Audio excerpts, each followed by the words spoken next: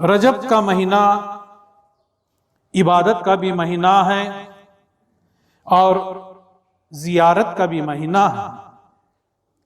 جی ہاں، قبروں کی زیارتیں چاہے وہ اپنے باپ دادا یا رشتہ داروں کی ہوں یا پھر بزرگان دین کی زیارت ہو، اسی مہینے میں رسول اکرم صلی اللہ علیہ وسلم حضرت موسیٰ علیہ السلام کی قبر انور میں آپ نے دیکھا تو حضرت موسیٰ علیہ السلام کو اپنی قبر میں نماز میں پایا۔ یہ روایت واقعہ معراج میں بھی درج ہے، اور آنے والے شعبان کا مہینہ بھی زیارتوں کے لیے ہے۔ اس لیے کہا جائے گا کہ رسول صلی اللہ علیہ وسلم نے شب برات کی رات جنت البقیع میں جا کر اپنے رشتہ داروں کی زیارت کر کے ان کے لیے دعائے مغفرت بھی کی ہے۔ قبروں کی زیارتوں کے بارے میں رسول صلی اللہ علیہ وسلم نے حکم فرمایا کہ فرمان مصطفیٰ صلی اللہ علیہ وسلم ہے کہ میں نے تم کو زیارت قبور سے پہلے منع کیا تھا، اب تم قبروں کی زیارت کرو کہ وہ دنیا سے بے رغبتی دلاتی ہے اور آخرت کی یاد دلاتی ہے۔ یہ روایت حدیث سنن ابن ماجہ جلد نمبر 2 اور حدیث نمبر 252، صفحہ نمبر 252 اور حدیث نمبر 1571 ہے۔ خود حضور صلی اللہ علیہ وسلم احد کے شہداء کے قبروں کی زیارت کے لیے تشریف لے گئے تھے، جبکہ یہ عمل رسول صلی اللہ علیہ وسلم سے ثابت ہے کہ خود نبی صلی اللہ علیہ وسلم احد کے شہداء کی زیارت کو جاتے تھے، اور آپ صلی اللہ علیہ وسلم کے بعد حضرت ابوبکر صدیق اور حضرت عمر فاروق رضی اللہ تعالیٰ عنہ کا بھی یہی عمل رہا۔ مدارج النبوہ جلد نمبر 2 صفحہ نمبر 135 میں یہ لکھا ہوا ہے کہ ایک مرتبہ حضور صلی اللہ علیہ وسلم شہداء کی قبروں پر تشریف لے گئے تو ارشاد فرمایا کہ قیامت تک جو بھی مسلمان ان شہیدوں کی زیارت کے لیے آئیں گے اور ان کو سلام کریں گے تو یہ شہداء کرام رضی اللہ تعالیٰ عنہم ان کے سلام کا جواب بھی دیں گے۔ جبکہ کچھ آج کی نئی ایجاد کی ہوئی جماعتیں یہ کہتی ہیں کہ قبر والے مردہ ہوتے ہیں، وہ نہ سن سکتے ہیں اور نہ وہ بول سکتے ہیں، جبکہ یہ تو بزرگان دین کی کیا بات ہے۔ ایک نیا مردہ جو ابھی ابھی دفن کیا گیا ہے، جب اس کو دفنا کر اس کے رشتہ دار واپس لوٹ رہے ہوتے ہیں تو اس کی روح اس کے جسم میں لوٹائی جاتی ہے، اور وہ مردہ اپنے رشتہ داروں کے قدموں کی آہٹ کو، آواز کو پہچانتا ہے۔ اس کا مطلب یہ ہے کہ مردہ سن بھی سکتا ہے۔ جو لوگ یہ سمجھتے ہیں کہ قبر والے مردہ ہیں، وہ یہ سمجھ لیں کہ موت انسانی زندگی کا خاتمہ نہیں ہے۔ جو ایسا سمجھتے ہیں کہ وہ مر چکا ہے، اس کی زندگی ختم ہوئی ہے، نہیں، موت انسانی زندگی کا خاتمہ نہیں ہے، بلکہ موت سے انسان کی ایک زندگی ختم ہوتی ہے اور دوسری زندگی شروع ہو جاتی ہے قبر میں۔ موت ایک دروازہ ہے جس کے ذریعے انسان ایک زندگی سے نکل کر دوسری زندگی میں منتقل ہوتا ہے، داخل ہوتا ہے۔ اس کا ثبوت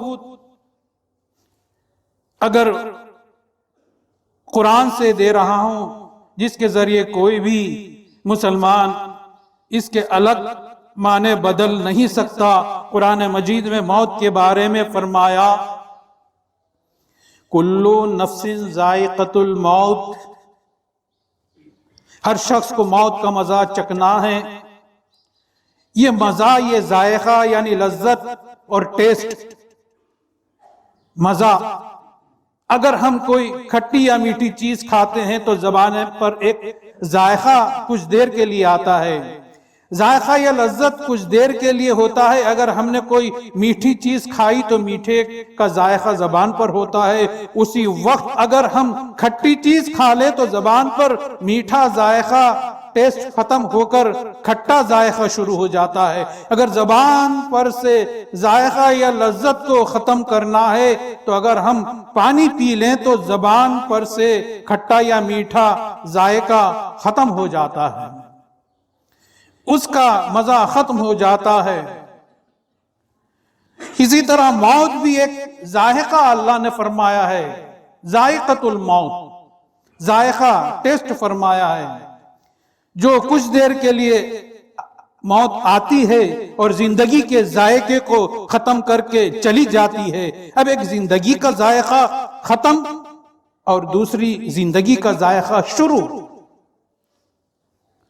حضرت عمر بن عبدالعزیز رحمت اللہ علیہ فرماتے ہیں کہ لوگوں تم ایک بار پیدا کر دیے گئے تو ہمیشہ کے لیے پیدا کر دیے گئے، اب تم صرف ایک زندگی سے دوسری زندگی تک منتقل ہوتے رہو گے، جیسے ایک کمرے سے دوسرے کمرے میں دروازے سے ہم جاتے ہیں، اسی طرح موت ایک دروازہ ہے جس کے ذریعے ہم دوسری زندگی میں جاتے ہیں۔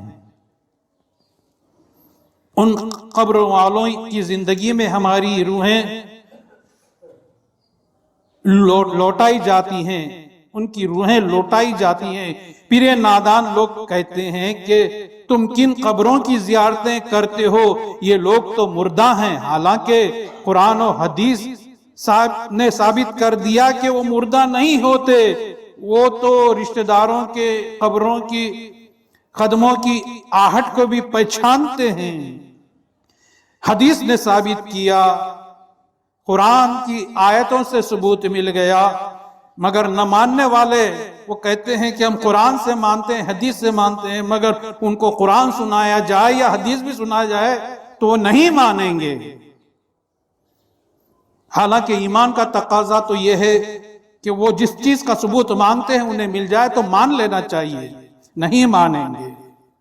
لڑکے کی پیدائش کو ہم سمجھتے ہیں کہ انسانی زندگی شروع ہوئی، یہ غلط ہے۔ انسانی زندگی تو ماں کے پیٹ میں بھی ہوتی ہے، جبکہ ماں کے پیٹ میں بچہ زندہ ہوتا ہے تب بھی اس کو حیات ہوتی ہے۔ اسی طرح موت انسانی زندگی کا خاتمہ نہیں، وہاں بھی انسانی زندگی کی ایک اور منزل ہوتی ہے۔ جیسے کہ ماں کے پیٹ میں بچہ حیات اس کی ہوتی ہے، یہ سائنس اور ڈاکٹر بھی اسے مانتے ہیں کہ بچہ حرکت کرتا ہے۔ جب ماں کے پیٹ میں جب بچہ حرکت کرنا بند کر دیتا ہے تو سمجھو کہ اس کی موت ہوتی ہے۔ مطلب یہ ہوا کہ ماں کے پیٹ میں بھی وہ زندہ ہے، زندگی ہے اس کی۔ جب وہ قبر کی زندگی میں چلا جاتا ہے اور حساب و کتاب کے بعد نیک بندے کی آنکھوں پر سے سارے پردے اٹھا دیے جاتے ہیں، جب جنت کی کھڑکی سے جنت کے نظارے دکھائے جاتے ہیں، جنت کی ٹھنڈی ٹھنڈی ہواؤں کے جھونکے اس کو چھوتے ہیں اور سارے اولیاء اور نیک لوگوں کو وہ دیکھتا ہے، انبیاء کرام کے تجلیات کے انوار وہ دیکھتا ہے، جنت کی خوشبوئیں اور ہوائیں اس کو دکھائی جاتی ہیں۔